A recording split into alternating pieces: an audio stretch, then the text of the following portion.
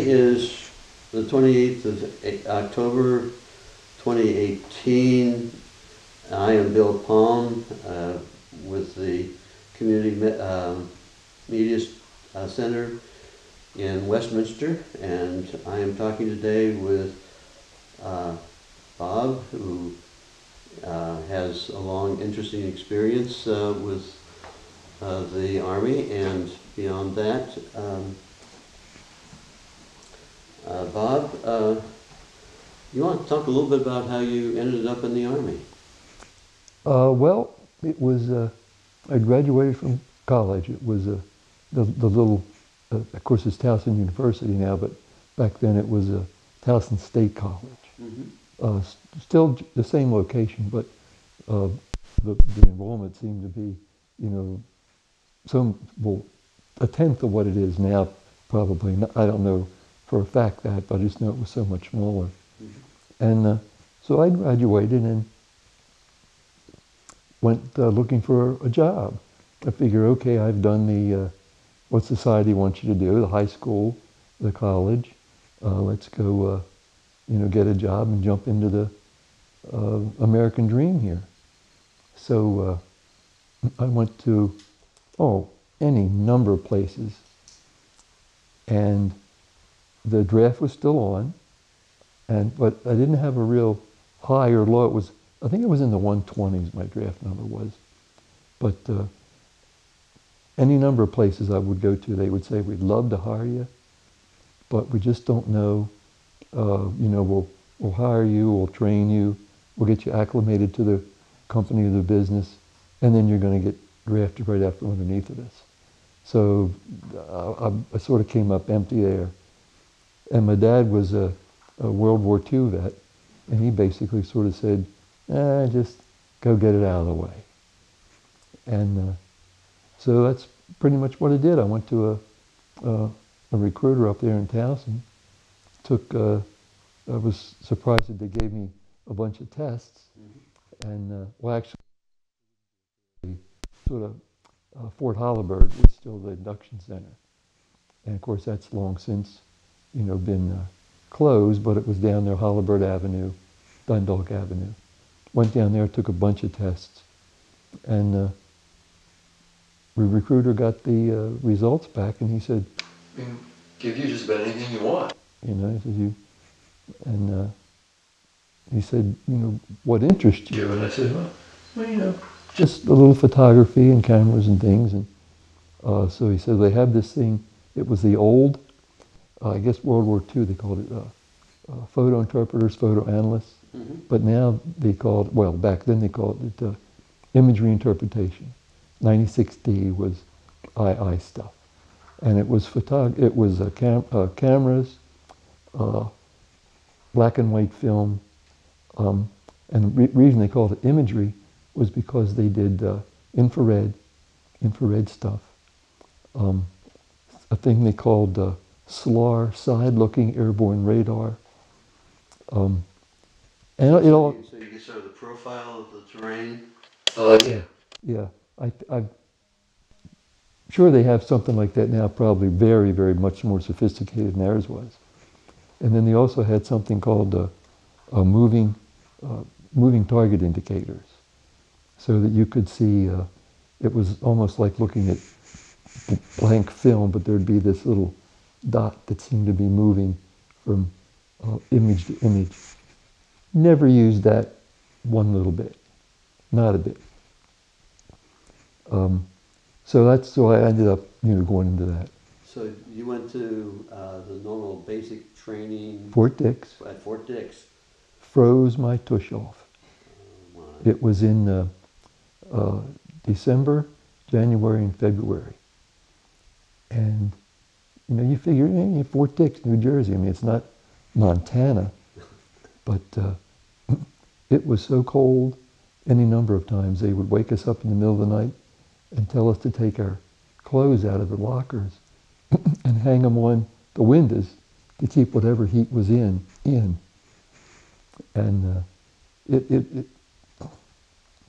the good part about that was, excuse me, I took my night qualification firing, you know, the M16, and it had snowed. So, I mean, everybody, I was figuring, well, how am I going to see a target even 25 meters away? It was dark. But in the snow, I mean, the profile could have thrown a rock and hit the damn thing, you know? So that was the one good thing about freezing your butt off at Fort Dix. Always a silver lining somewhere. Somewhere, yeah, I know. Yeah, and then you went on to advanced training in... Believe it or not, the AIT was down at Fort Holabird. Oh, that's the local. Exactly. And of course, the training there was, March, April, and the first part of May. Mm-hmm. So, I mean, you were getting into my weather then, warm, spring, sunny.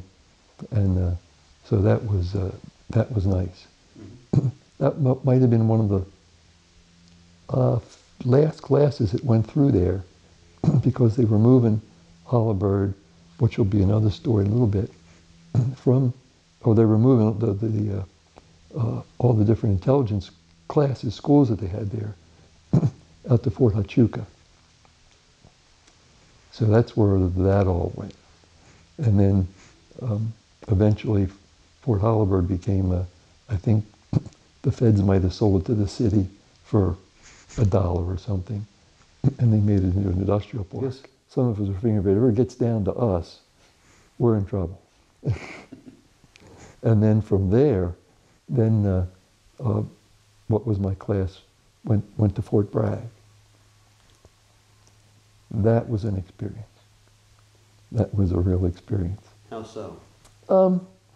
There was a lot of testosterone down at Fort Bragg at that particular time. Well, yes, that's airborne. And... The 82nd Airborne was there, the whole division. It was the headquarters of Special Forces. We were sort of attached to, I think it was 18th Airborne Corps, because right next door, as you know, all these big Army posts, is an Air Force base, so that you can load people up and fly them any place that they're needed pretty quickly. So there were just muggings and shootings, and the little town down there was Fayetteville. And of course, there's always a town near some military post. And without ever knowing quite what they were talking about, most of the guys that had been to Vietnam and came back called Fayetteville Vietnam. So, that just was a word that sticks in my memory. I didn't quite know what these guys were talking about, but and then and those guys, they were coming back. Any number of issues, some problems, and they just wanted to be out of the service. So they weren't paying a whole lot of attention to, it seemed like every time you went around a corner, somebody was hollering, "Get a haircut," at somebody. And I'm thinking, this is the best they can come up with, is as long as you got a neat hair, you're going to do your job really well. So it was just different. And then you got your orders for Vietnam? Got my orders for Vietnam. Flew out to Fort Lewis. Mm-hmm. And that would have been late 71. So, everybody knew that, Nixon was into the Vietnamization thing, and that they were pulling, troops out of Vietnam. So I had a couple people back here in the States, or listen to me talking, but locally saying that, they'll probably get to Fort Lewis and they'll change your orders or something. And that happened to a number of people. We had some formations, obviously, every morning for guys who had orders for Vietnam. And every morning they would call out, any number of names. And they'd say, well, report to so-and-so, you're getting new orders. And the formation got smaller and smaller and smaller until finally they said, okay, you guys, really are going. So we went from Fort Lewis, and I forget the Air Force Base. I don't remember. It's okay. That we flew out of. I do know we went to Elmendorf, Alaska, and then Yokota, Japan, and then into Cameron Bay. In Elmendorf, Alaska, the Air Force Base there, we were issued, the cotton fatigues, and the plane landed up there, and you got off and they made you get off and go into the terminal, but it was cold. It was freezing, and everybody's just trying to act really macho and just walk. But a couple people started jogging and then running to get inside, and I was with the group that was running because I was cold. I wasn't into the cold weather. I imagine when you got to Cameron Bay in Vietnam, it was remarkably different. Big time different. Big time different.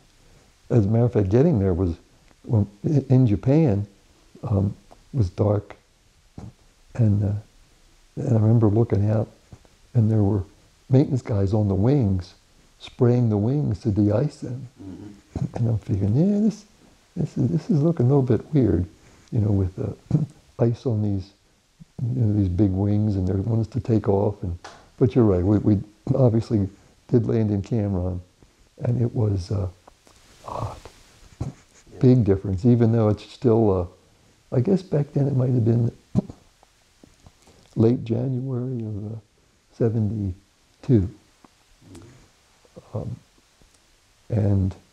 But in Cameron, they didn't know what to do with some of us. So they put us on I think it was a C-140, and they flew us up to Da Nang. Up Da Nang for a bit, first rocket attack in Da Nang. So all of a sudden this is becoming very real, But Da Nang didn't have anything, didn't what to do with us. And they flew a bunch of us all the way back down to Long Binh. So we were in some replacement station in Long Binh. Second rocket attack there, but knew a little bit more what to do than just not knowing anything up in Da Nang. Then they bust me and a few other people over to Ben Hoa, the Army base at Ben Hoa, where it was the 3rd Brigade of the 1st Cav was still there.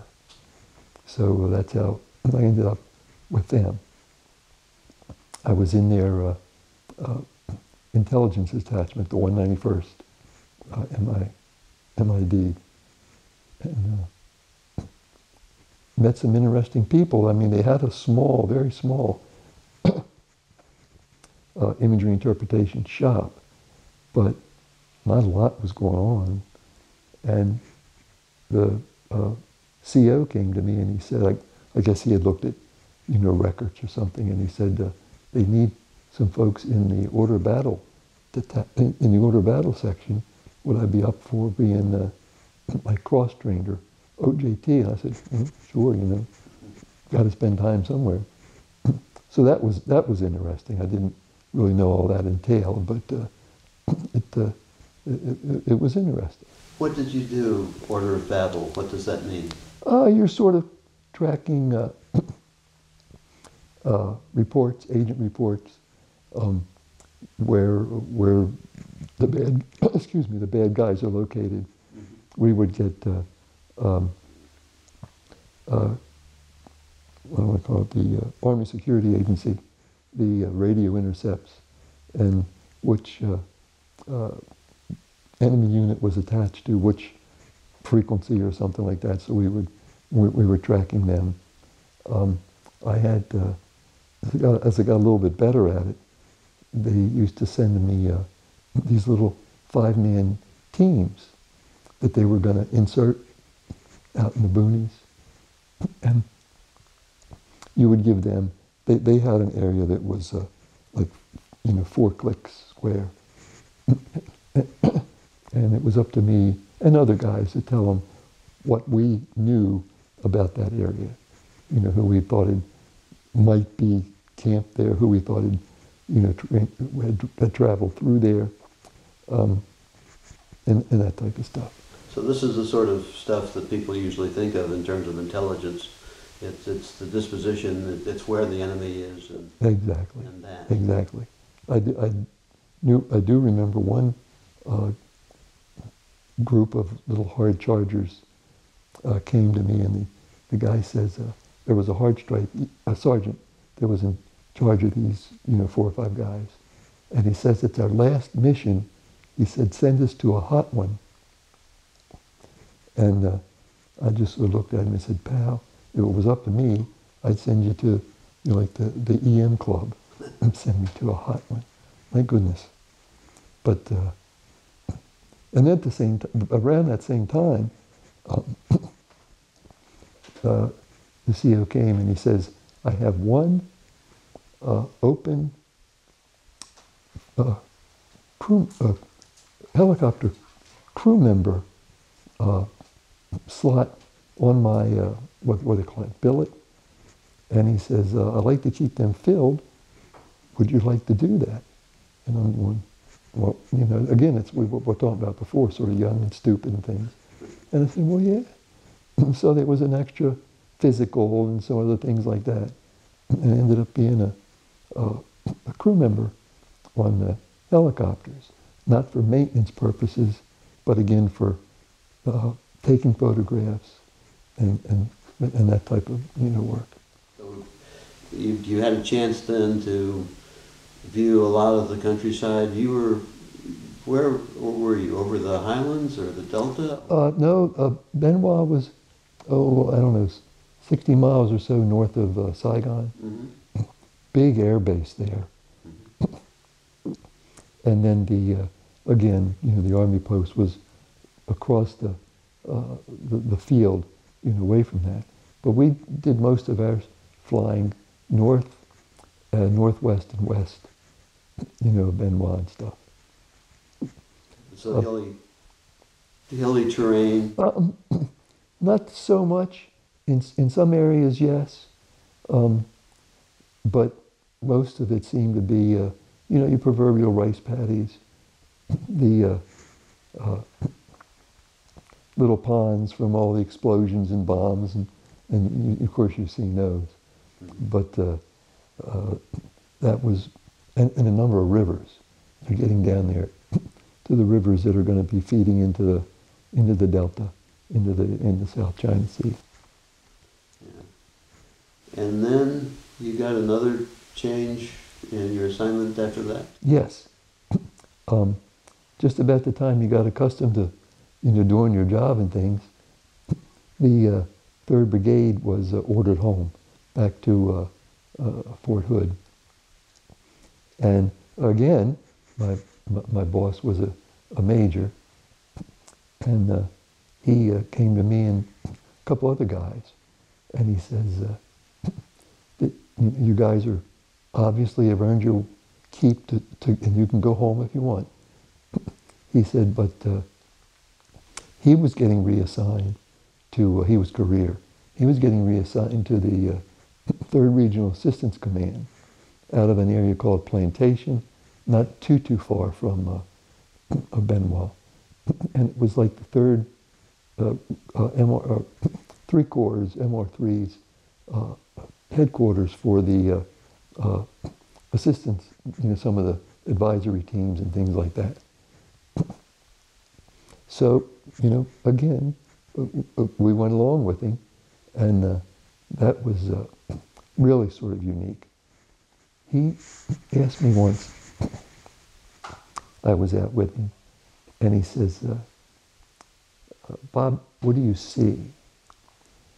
And he would always ask me or one of the other guys along, for our opinions on stuff, even though he was, a major and we were just like Spec 5s and things. And I'm going, what is he asking me this question for? It's got to be loaded. But so I gave him a couple answers, and he goes, no. He goes, no Americans. This was his 2nd tour. And his first tour, I want to say, in the late 60s, maybe 68. He said there were Americans everywhere. It was just like you'd kicked over an anthill. And there were Americans, just everywhere you looked. But in the summer and getting into the fall of 72, I mean, you just didn't see them. But I didn't know the difference because that was always my observations. So that was, I forget why I was bringing that along. And anyway, there just weren't a lot of Americans there when, I transferred over to what they called TRAC, TRAC, a Third Regional Assistance Command. And that was when there not being many Americans, you seemed to do more than one job. Everything still had to be done, but there was so few people to do it. So just did, long hours like, most people, but, and again, you were younger and more healthy, so it didn't seem to bother you too much. But you were still doing basically intelligence type work? Oh, actually even more classified than we had done at the brigade level. We had a thing they called the Bunny Club. It was a little secure cement bunker with a high page link fence around it and an MP that guarded the gate back to the place. And it wasn't big. I mean, you're talking about the Bunny Club might have been just as big as this little cottage here. And the fence was, 50 feet, around that. But there was actually a SA person, Army Security Agency person, in with us. And he would get reports almost right off of the wire, if you will, about different communications that this enemy unit was supposedly talking to that enemy unit, blah, blah, blah. But somehow they were able to know whether it was actually the full unit or just some little fella with the radio that had gone out in the middle of a rice paddy in the middle of the night and was pretending to be, this particular enemy unit. But we did that. We had, with all, there was still a little helicopter group there from 1st Aviation Brigade. And me and a couple other people flew with them a lot. And again, going out to do BDAs, bomb damage assessments, looking for, they would have the Loach, the small helicopter down there right on the deck, trying to scare up some kind of action. Then there was a gunship, a Cobra, following. But, there was a few incidences that, they did scare up some people, but I think at that stage of the game, the enemy that was there stayed pretty low. I was wondering about that because you were kind of getting close to the collapse of South Vietnam. Well, the collapse would have been 75, mm-hmm. But this was when the Americans were leaving, was, the... Well, then, as the Americans were leaving, were you getting any different kinds of indications that the enemy was operating differently, or? Actually, there was one point that I sort of didn't think to tell you until you said that. There was a major invasion. I forget. Some people might have called it the Easter invasion, but we called it the Good Friday invasion, and couldn't quite figure out what they were up to, because we knew that if they just waited, the Americans would have left, and it would have been a whole lot easier. But somehow or other, chap got this idea that he was going to speed the time frame up, and there was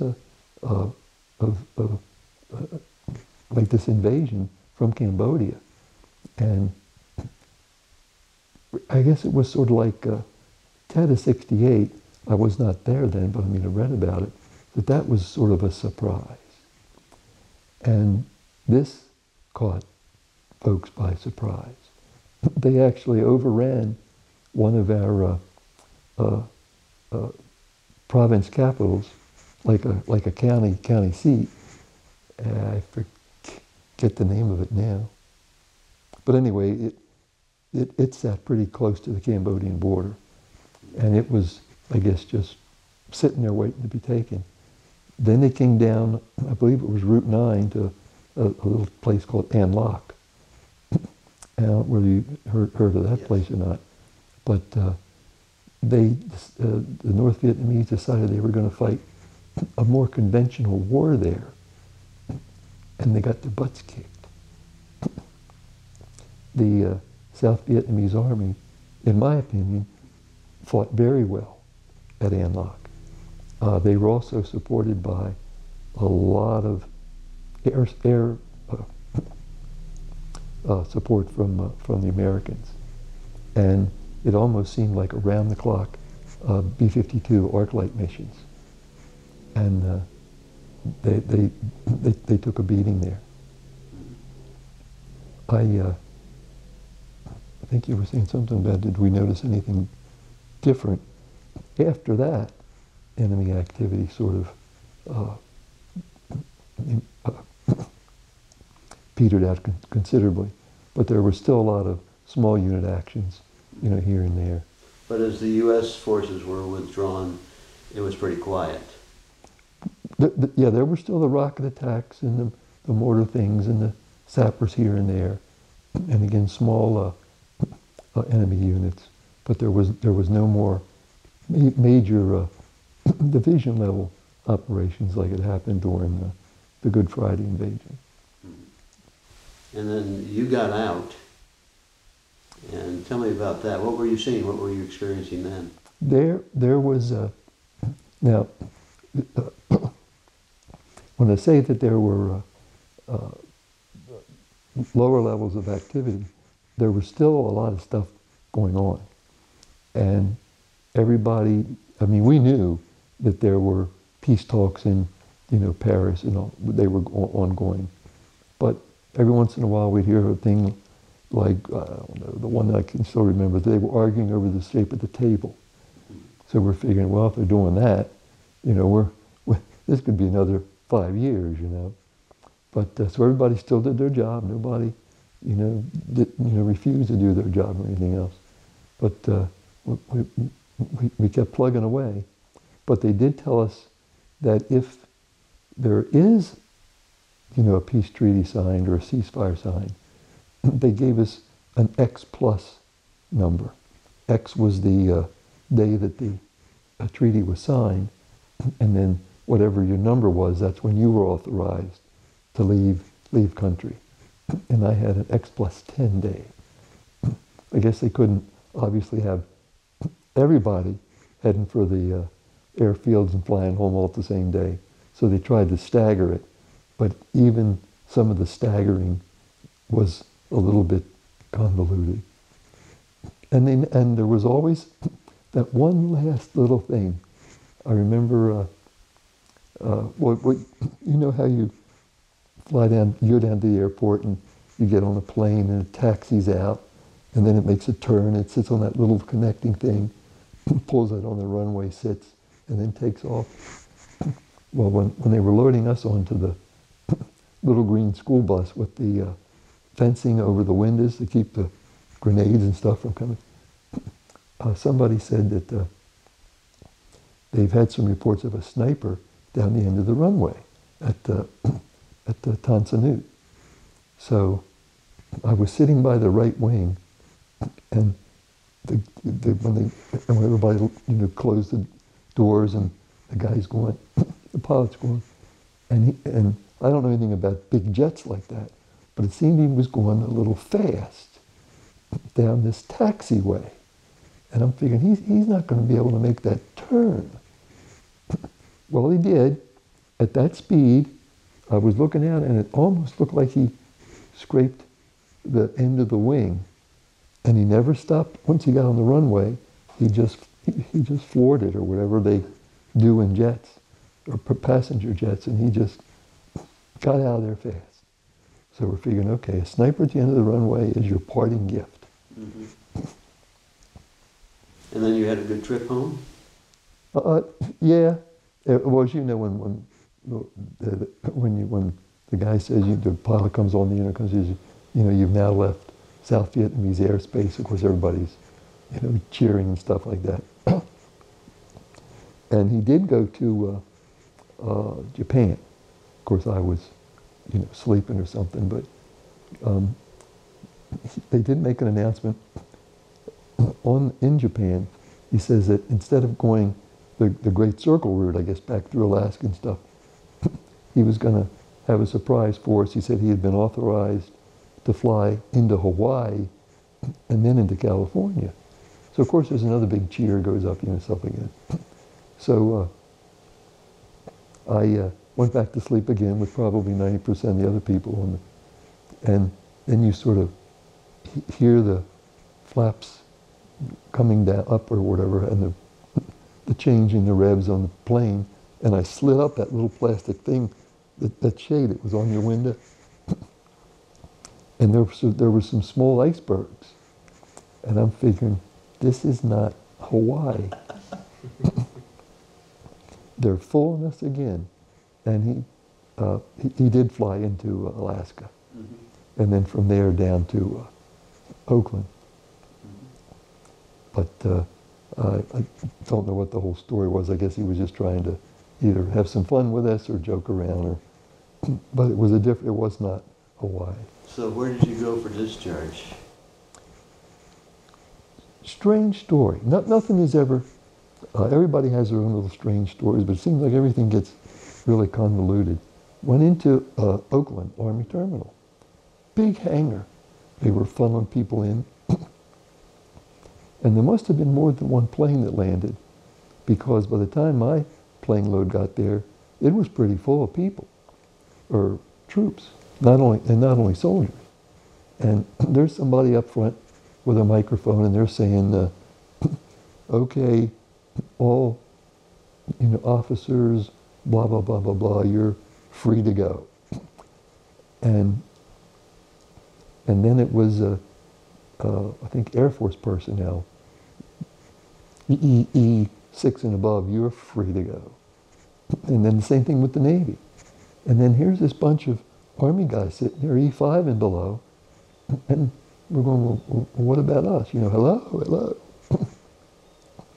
And they said, well, you're going back to Oakland Army Terminal to be, processed some more and given winter uniforms, because this was now February of 73. And I can just remember going, seriously? Are you kidding me? And they were following us all out one at a time. And I can vaguely remember seeing a bus that said airport. And I just looked once, looked twice, and got on the bus. And I had no idea what airport it was going to. I really didn't really care. And the guy waited, the bus driver waited for 2 or 3 more people to get on. It's dark again. He takes us to an airport, and I went inside, and it must have been after hours, well, obviously after hours. There was only one ticket counter that had a light on. And I went over, I believe it was American. And the lady looked like she was doing some kind of paperwork so she could leave for the day and whatever, or the night. And she looked, she says, can I help you? I said, well, what do you have going east? And she said, can you be a little bit more specific? I said, whatever you got going east.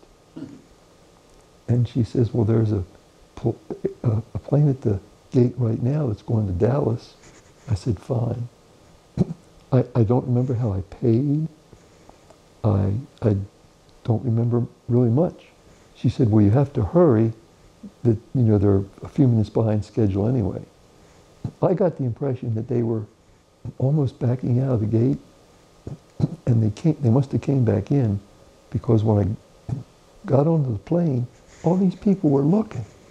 I mean, just like, who's getting on? And I just remember getting on and dropping my duffel bag and saying, hi, it's me. And then I fell asleep again. I was catching up on a lot of sleep. Landed in Dallas, and now I'm figuring, okay, I have sort of grimy summer Army khakis on, short sleeves, and there's probably MPs in the airport just looking for, a good, easy arrest or something. So I ended up hiding from them. Not that I saw any, but I wasn't going to get arrested for not having a winter uniform on. I did call my mom, and because when the peace treaty was signed, mail and things stopped. There was just no communication for quite a while. So I did call my mom from Dallas, and she said, I said, hi. I said, I'm back in the States. She goes, where are you? I said, I'm in Dallas. And she goes, well, what are you doing in Dallas? I said, well, I'm trying to get back to Baltimore. And anyway, I did make a connecting flight back to Friendship, I guess it was then. Yes. Yeah. Well, I'd like to jump ahead a bit. Sure.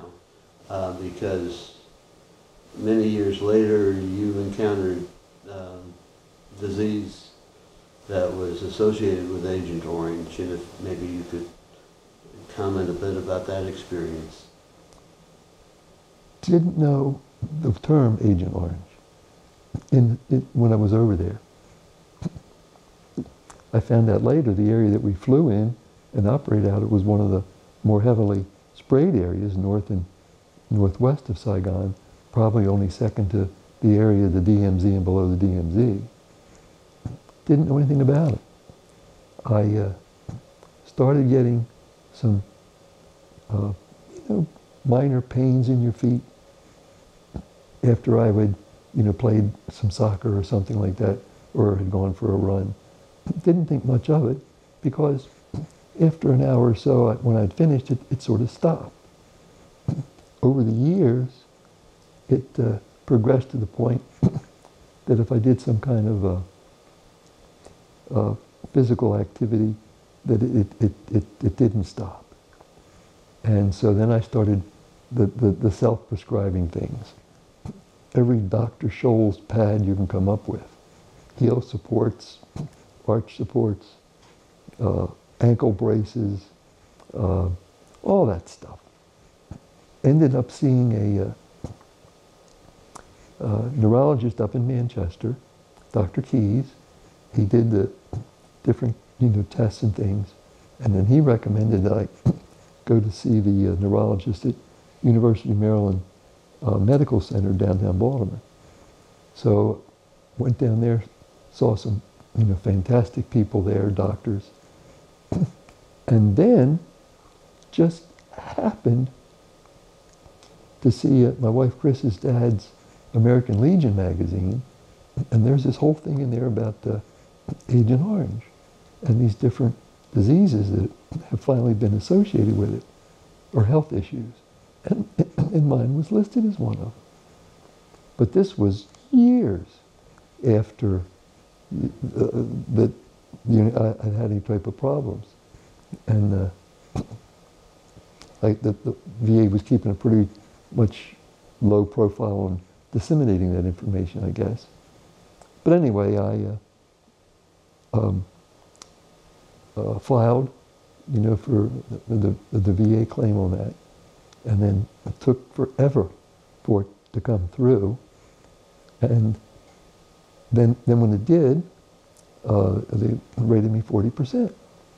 So I'm going, that's cool, And the really neat thing was that the two doctors that I had at University of Maryland did work over at the VA like 1 or 2 days a month, because the VA hospital on Green Street is right next door to the university. So they said, when you have an appointment, make sure we'll let you know what days we're there, and you can schedule us. So that went on for quite a while. I mean, wonderful people. Dr. Ziliox and Dr. Hafer-Mako. Little shout out to them if you happen to need to see two good doctors. And but the 40% was when I was using a cane. Hated it at the time, don't want to be using a cane, but it went from a cane to a walker, and then I guess maybe I had just started the manual wheelchair when anyway, right around between the walker and the manual wheelchair, my sister told me to, and even though she was 6 years younger, she was pretty much my DI. She was like in my face about things that need to be done. And she told me, she says, you have to apply to the VA for an increase. And I'm going, I don't want to let the sleeping dog lie, let him alone. Nope, you're going to apply for an increase. So I did. I applied. That took forever to come through. Finally got to see two VA doctors over at Loch Raven. They said, yep, your condition has, really deteriorated. We'll put that in a report, blah, blah, blah, blah, blah. And they submitted that. My wife and I, Chris, waited for the new letter to come. And when it came, we sort of opened it, what are we going to get? They took us took me from 40% to 0. And, well, I guess I had read it, then I read it a second time. And, Chris is like really smart. And I said, read this. I said, is this right? And she read it and she goes, yeah. She goes, this is really messed up bad. So anyway, I forget how many years ago that was. But now I'm involved in this terrible black hole of an appeal process through the VA. And it's just a nightmare. And I mean, the medical side of the VA is terrific. They gave me this nice chair. Without this chair, I'd just be a lump, in bed somewhere. They gave us this Hoyer lift that Chris can use to get me from bed to the chair and the chair back into bed. And so they gave me that. They helped with some of the hand bar grabs in the bathroom. So I'm really appreciative of that. The medical and my appointments at the VA are medical appointments are great. They did a laser operation on my throat to try and make the swallowing easier. It did for a while, but I mean they did say it was sort of going to be iffy, that it would be a real healing end all. But so I mean, like I said, the medical side has been terrific. The benefit side is just abysmal. I can't say enough bad things about those people. They send you, for a while there, they were sending requests for information that they already had. And you're getting letters from some office in Maine, and then some office in Georgia, and some office in the Midwest, and it's like, get your act together. What do you want? And how can two VA doctors say, oh yeah, okay, you're really deteriorated, and then whoever sits in their little cubicle, wherever, and says, oh okay, two doctors said it was deteriorated, so that means we'll take him to 0%. So I don't know.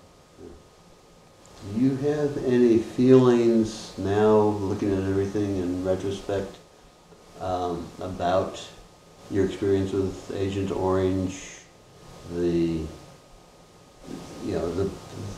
effect that has had on your life, and how that relates to the experience in the Army? Well, like I said, we didn't know even anything about, Agent Orange. overseas. I guess when it first sort of came back from the VA, they did agree there was this Agent Orange thing. I tried to actually figure, well, where would I have ran into that? But every time we landed, there was a big cloud of debris, dust, God knows what was. And every time we took off, it was the same thing. Obviously, sprayed in the vegetation that died and then got into the creeks and the rivers and stuff, and probably into the rice paddies and whatever, and the Vietnamese food sources, but didn't really know a whole lot about it. But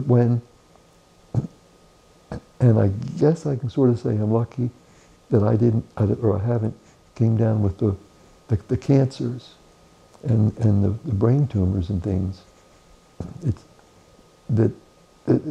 affects different people differently. That's a terrible thing, terrible way to say that, but it just seems to do that. And in my case, it was this neuropathy, peripheral neuropathy, and it took me from being a reasonably active person who enjoyed golf and sports and just being out with my family or something, to stuck in this chair. And it infuriates me sometimes, because you thought you were doing what your country and your government asked, as trite as that sounds. But so I guess I've told people, I said, well, I didn't mind fighting for my country. I didn't know I was going to have to fight my country when I got back. But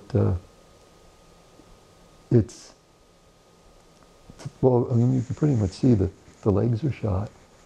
I can't, bend my fingers or write.